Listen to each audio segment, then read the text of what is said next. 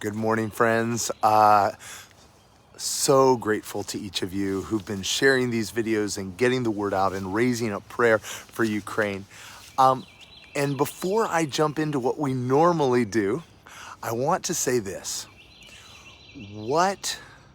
Something that's really important. We're on day 26.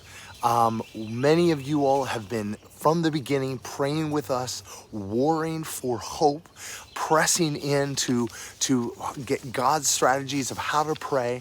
And maybe you've been trying to limit your exposure to so many of the dark images, but wherever you're at, the level of fatigue that people are experiencing, we're experiencing, is real.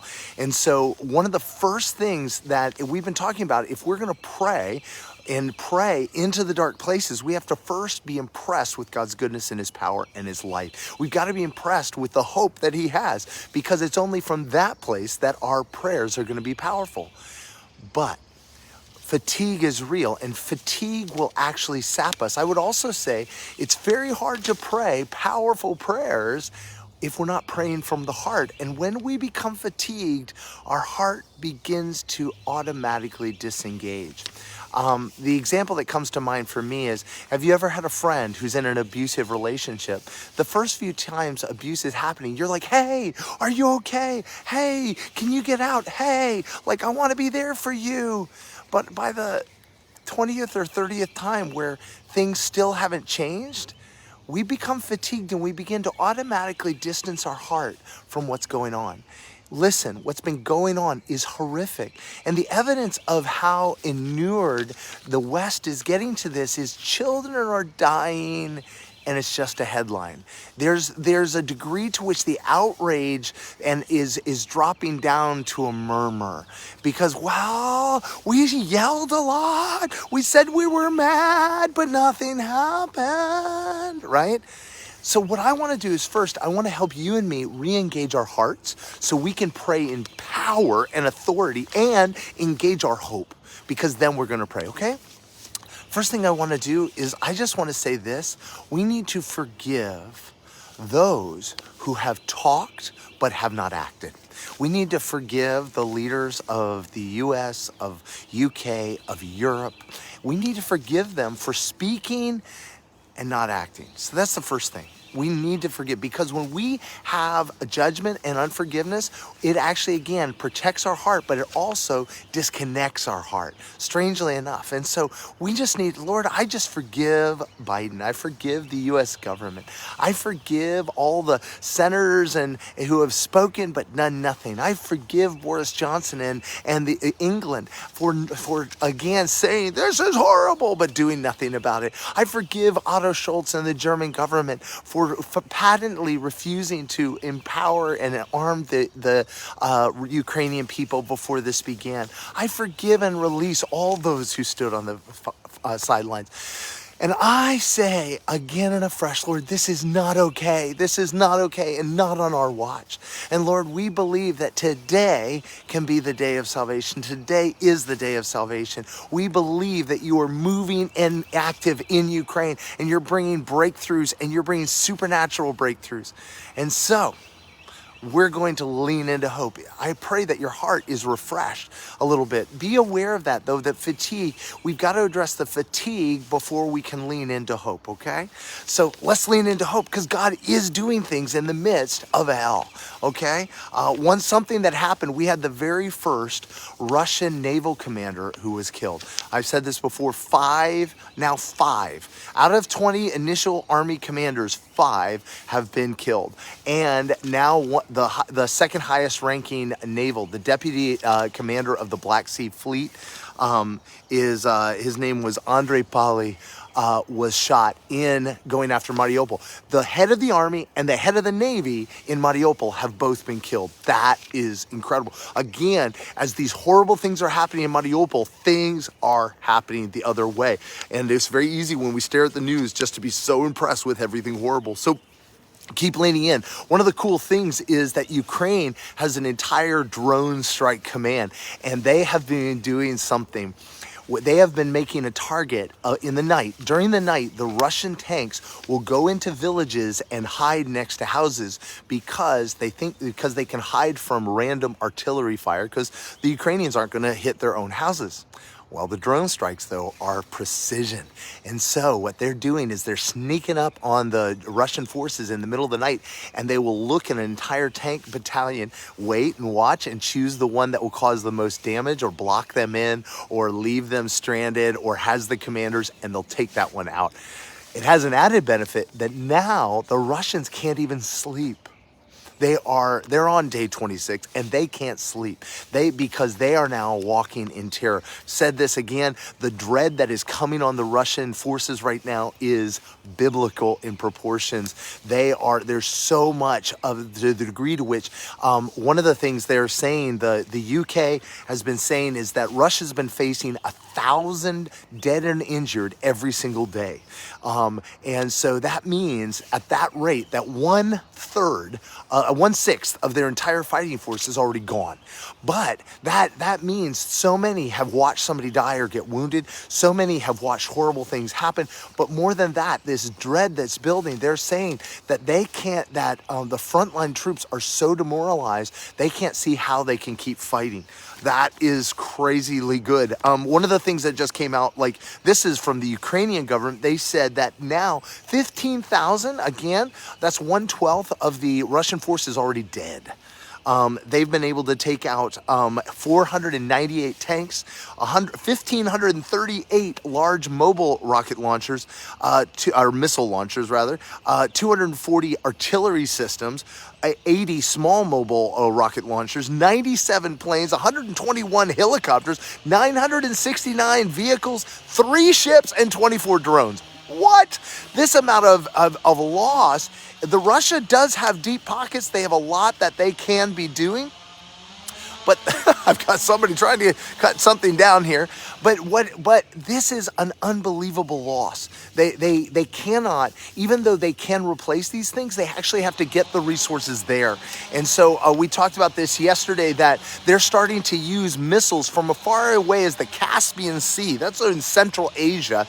They're shooting missiles because they're running out of real resource close to the battle.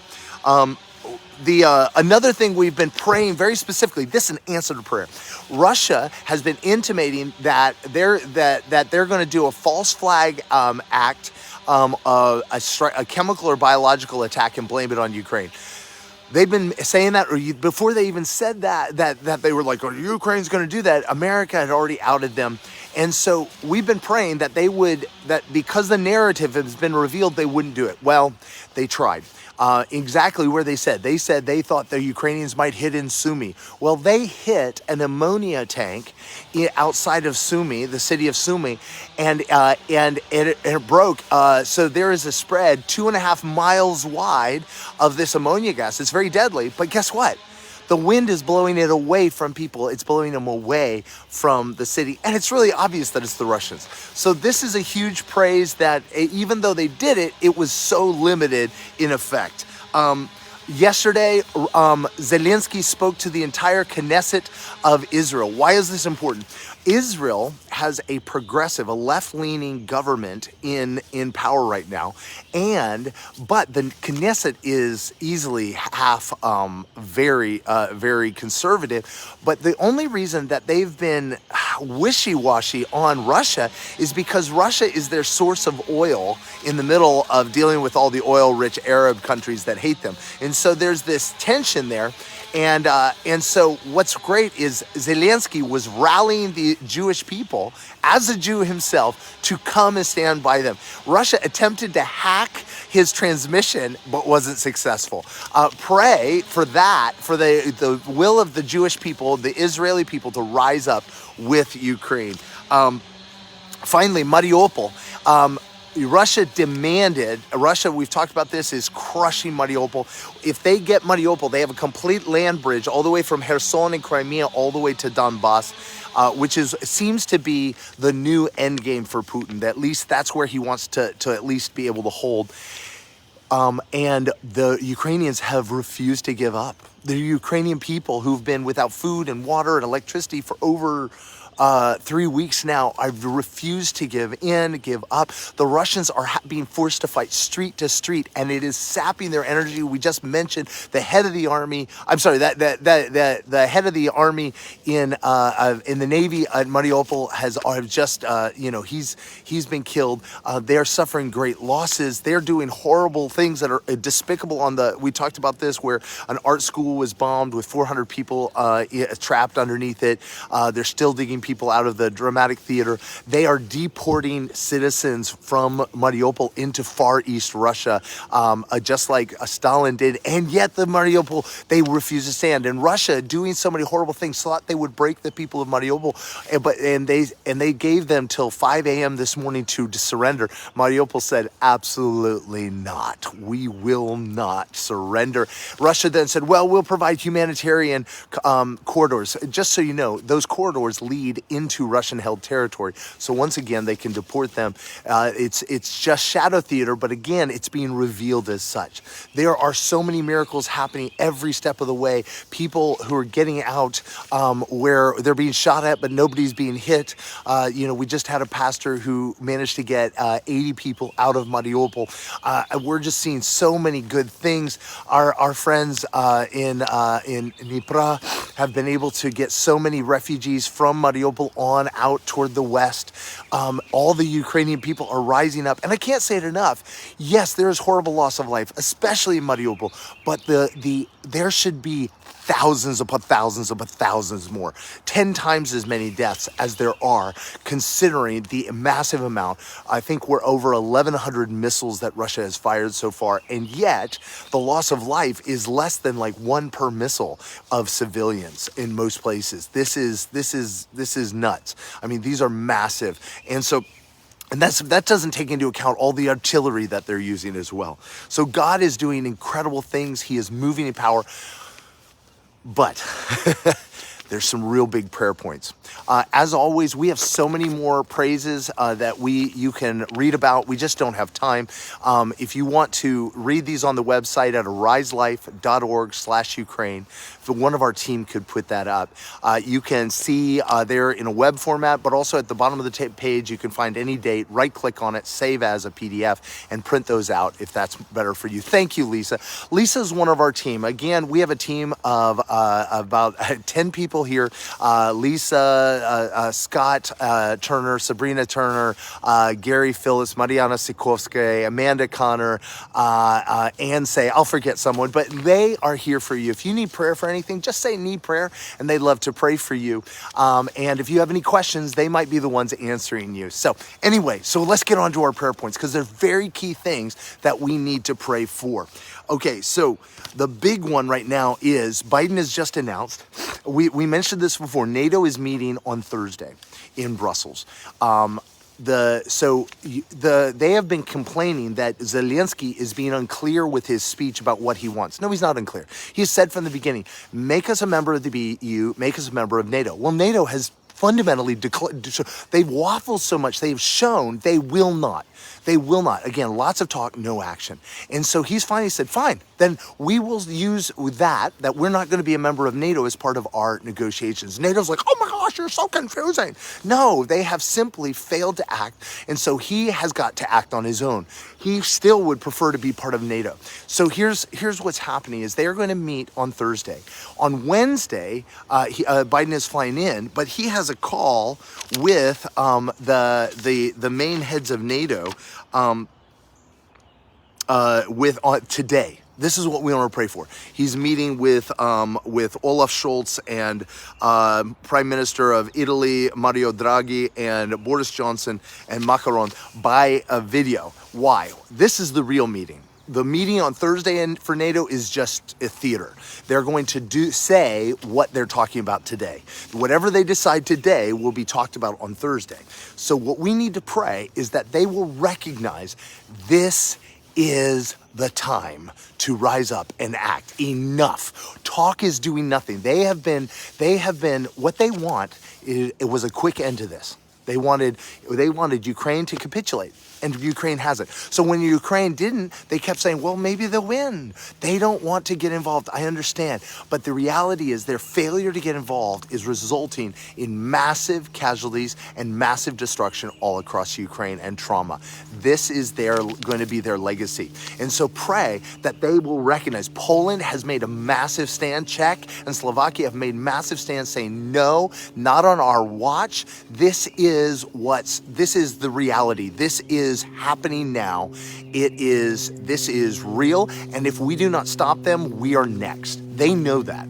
And they're trying to convince Western Europe and the US, which sits carefully, peacefully at a distance. So pray for that meeting today, that the consciences of these leaders would rise up. That somehow those who don't want to have a conscience, that they will be pushed into a moral corner where they must act. What do we want to see act? First, we want to see them provide the missiles that will take out the incoming bombers and missiles. They're coming in from an altitude they can't hit. They're coming in at a ceiling of 45 and 50,000 feet where they can't hit with Stingers and javelins over 5,000 feet. So pray that they are provided with those means. Sure, it'd be great to have a closed airspace, no fly zone. Listen, we'll take that too. But right now, they need the ability to clear out their own airspace, okay? So pray for that. Slovakia is just getting Patriot missiles in, but they've made it clear these don't replace the S-300s. So they need a replacement. So pray that the West will provide that they'll provide the replacements for Poland to be able to release the MiGs. Pray that NATO, that they make powerful decisions today. Pray for that. So that is probably the biggest prayer request of all today. Pray for the people of Mariupol. They are under massive, massive oppression. Pray that people are not being deported. Pray that people are getting out. Pray that people are being protected. Pray. We've seen many, many miracles within the hell that is Mariupol already. We've mentioned before about people hiding in a church and all the destruction stopping within 3 feet of the church and not a window broken. There are miracles happening, but this has to stop. This has to stop today. I've got so much going on here. All right. So also, one of the things that we really want to pray for is Belarus. Belarus has been saber rattling for a while. We talked about this. There were reports of 5 battalions moving up to the Ukraine border, supposedly to replace the ones. It doesn't look like they have. It looks like they've all massed there. And Lukashenko is saying they had one missile accidentally or something come into Belarus. He's looking for a reason to engage his troops. Because Russia's running out of troops. Pray that the Belarus battalions do not engage. Do not engage, okay? It's amazing that they haven't to this point. We expected them to come in about a week and a half to 2 weeks ago. They haven't. Praise God. Let's keep that way. Another group we've been praying for already like 10 days is the Syrian troops, the troops of the fighters, the mercenaries, and then the Syrian fighters in that the Wagner group uses in Syria. We're now getting real intel. They have not come yet, that's already a miracle. But as early as the 10th, they were shipping, or the 11th, they were shipping Syrian fighters from Benghazi in Libya back to Syria and prepping them. They've already recruited 40,000 Syrian fighters. 22 of them they've already vetted. They're already getting them ready. An 18,000 more they're still working on. They're promising them $1,000 a month, which is huge for this horribly traumatized area, traumatized by Russia, I might add. Pray that they would be able to, they would be stopped. That none of those Syrian fighters would come, okay? The fact that they haven't come in 10 days in the middle of this rapid fire is really amazing, but let's keep it that way. So Belarus and Syria stay out. Got it? All right. Those are really the big things that we're praying for. Praying for the protection of the innocent, praying for the church to rise up. This is the hour. This is not an hour for fear and pulling back. We've been talking again with our friends Lilia and Vladimir in Dnipro. Oh, this is a huge praise. Totally crazy, but a girl from Dnipro, I believe it's Irina Gerashenko. She just won the high jump for all of Europe. She was hiding 3 weeks ago in her basement, managed to get out of Ukraine so she could show up for the World Championships in Belgrade. And she won and used that platform to speak out to the world. Just little things like that. God's moving. Pray for our friends Vladimir and Lilia. They have a base that is closer to where the enemy is. They just got reports that the base had been taken by, the base is, it's a camp but has like apartments on it. And that we really believe is going to be used to send missionaries out into Ukraine and Russia after this war. Well, the Donbass army has taken that. Pray for the protection of the building, pray for the protection of their caretaker there, but also just pray that what the enemy does for evil, God will use for good, okay? That's the whole thing right here, is that everything the enemy does, God takes that and does a judo move and transfers that power right back in his face for more. And so we can't settle for simply end of hostilities, an end of war. We have to see, and not even just for bad people to be taken out. We've got to pray for the restoration of all things. So what does that look like? What's that prayer strategy look like? Because the reality is we haven't even talked about the fact, Russia, people in Russia are rising up. A famous actress, Chulpan Kakhmatova, who is she has had to leave because she has spoken out. She's a very famous actress. Interestingly, she's Tatar, as is Nuliane, the former head of the central bank. Both of those are Tartars. Tartars are a traditionally dangerous people. They're Mongols. They're in the center part of the country, and they have been a group of people that has been very hard to control by the Soviets and post-Soviet regime. So that may be a sign of some things happening internally. We're praying again for internal uprising within Russia, that again the people would continue to turn on Putin. We've talked a lot about that yesterday and the day before. You can get all those details. But again, I want to lean into our prayer strategies. Our prayer strategies are that God's purposes and the purposes he has for Ukraine, Belarus, and Russia would be fulfilled. And what does that look like? That looks like Ukraine being on fire for the gospel. It is the most on fire of all the former Soviet republics. It's the most lit up. It's a missionary sending. It's the largest missionary sending nation in all of Europe.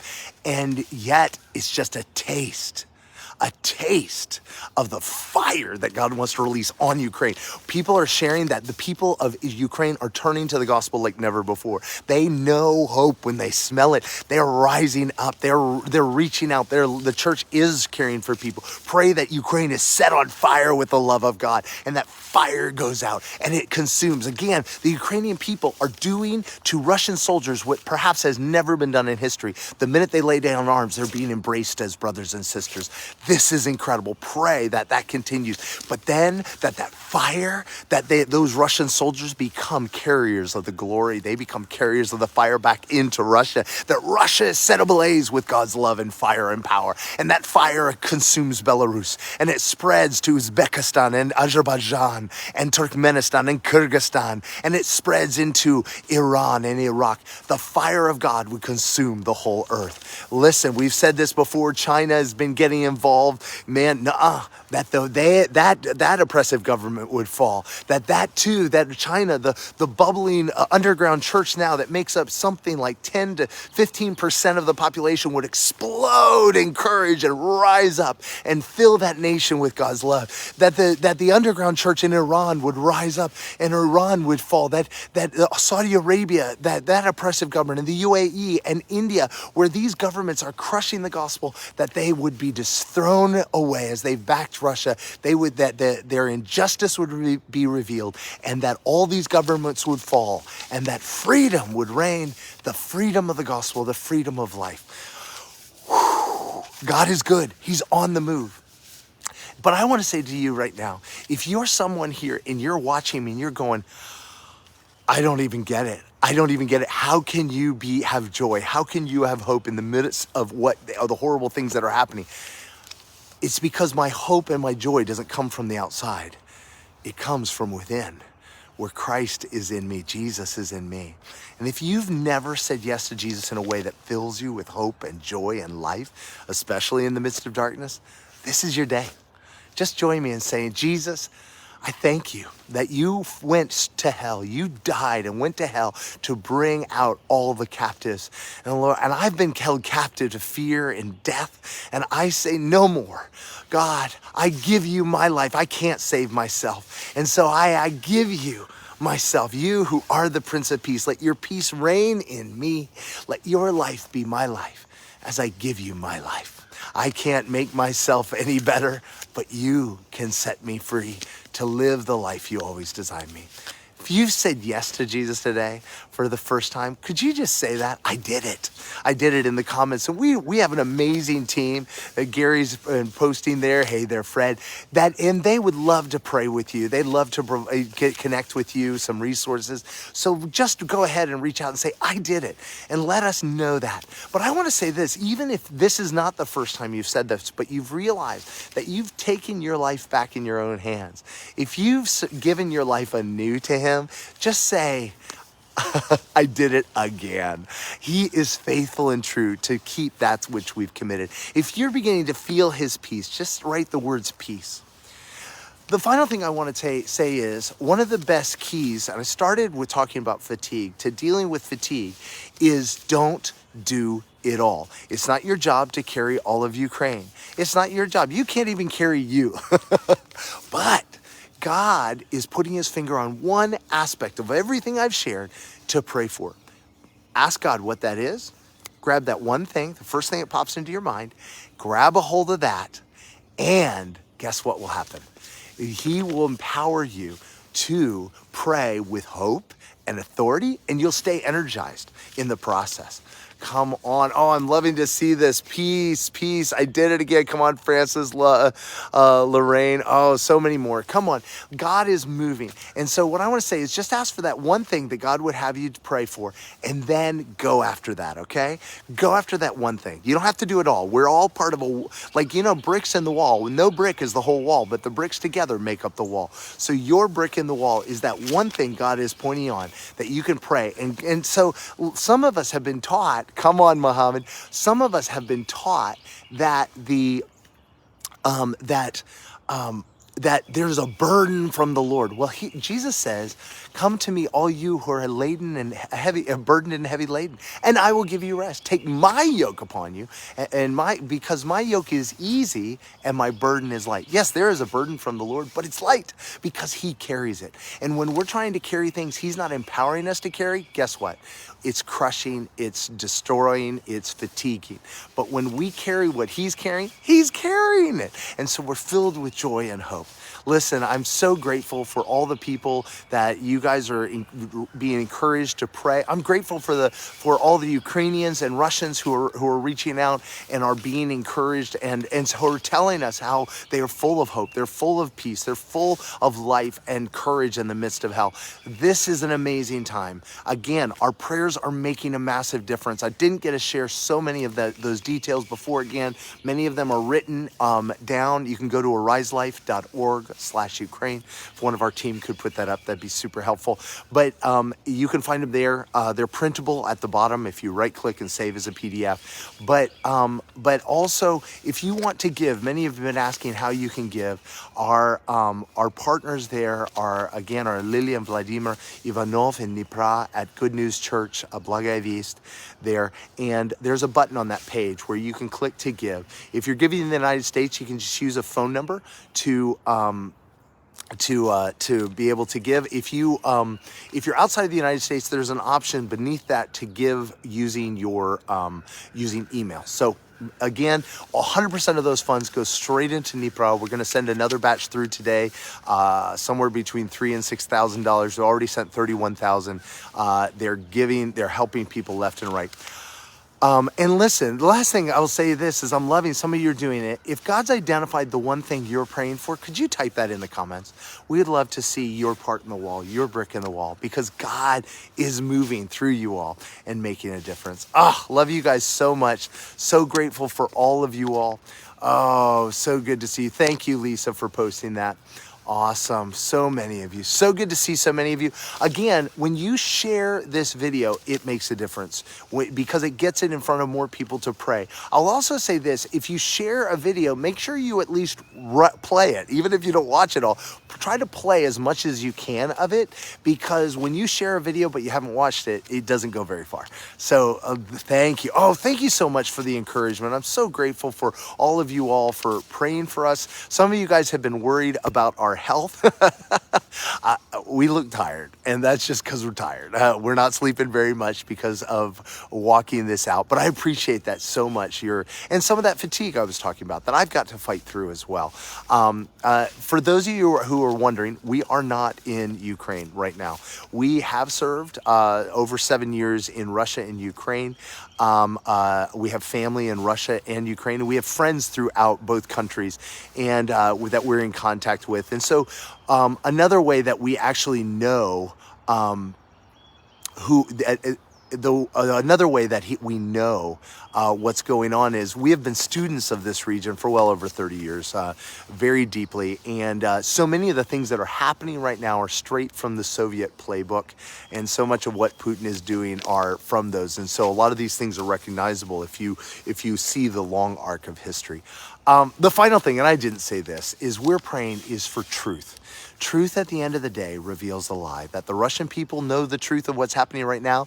But more than that, this whole region will know not just the truth of the gospel, but the truth of history, what actually happened in the Soviet Union. Those things have not actually been confronted yet because the KGB never opened their files. So pray that the truth comes out and this entire region can be released from bondage. Love you guys so much. Oh my gosh, I'm so excited. Oh, come on, Robin. Come on, Francis. Thank you, Evita. Wow, that's so good. Come on, keep the prayers going. Thank you. I'm loving seeing what you guys are praying for. Listen, I'll tell you this, look for people who are praying for the same thing and just let them know you're praying for the same thing. Reply to them and let them know, hey, I'm praying for the same thing. Come on, you're not alone. Even the part you are raising up, that you're raising up, it's not on you to raise up just that. God's raising up thousands, millions to pray for that one thing. Come on. Oh, so good. So good. Oh, yes. Come on, Linda. Oh, that's so good. Wow, Jesus, this is my kind of prayer meeting. I grew up, I'll be honest, and intercession was horrible. So many prayer meetings I went to, I became more depressed. I became more impressed with the devil. And yet, oh, that's not the prayer that he desires. Listen, if you're truly talking with God, he's the most encouraged, hopeful, love-filled, happy person on the planet. And so if we're talking with him, that should be the result. And so as we come to him, we should become more impressed with heaven and less impressed with hell, because we're praying that his will be done on earth as it is in heaven. Well, how would we know what's in heaven? Let's look at him. Let's be encouraged. Oh, listen, I keep threatening, and maybe I will today get it done. I keep meaning to do a video to talk about as a teaching how to pray from hope. But so many ways these days are exactly that. And I'm so grateful for all of you who've written in and said that God has totally changed how you pray. Some of you have said, I don't think I've ever prayed my whole life, but I'm praying. I love the testimonies I've heard from you all that have said, you know what? I had lost all hope. I'd lost my faith. But because of watching the miracles that God's doing in Ukraine, I'm back. Others of you have actually said, I now believe. I now have hope. I now have joy. And so, he's so good. I'm so grateful to all of you all that he has delivered from anxiety and fear and terror. I kind of tell you, even though the facts are facts, if the facts are bringing you to a place of worry, terror, and anxiety, lay them before the Lord and receive his peace. Remember, it's a peace that passes understanding, a peace that might make you feel stupid. I mean, if you're sleeping in the middle of a storm, in a boat, that might be peace that makes you look stupid, but he's good. Wow. I can't end because you guys are having too much fun, but I love you guys so much. Listen, again, I can't say it enough. If each of you would share this, it will go to the nations. I really want to say today, the prayer, the big one I'm for is that the leaders of Europe would, in their meeting today, have their conscience pricked and that they would move to protect the innocent in Ukraine in a mighty way. Quit talking and start acting. Quit talking. So pray with us for that, and we're gonna see mighty things happen. So listen, you all have an amazing, incredible, joy-filled day. Take care.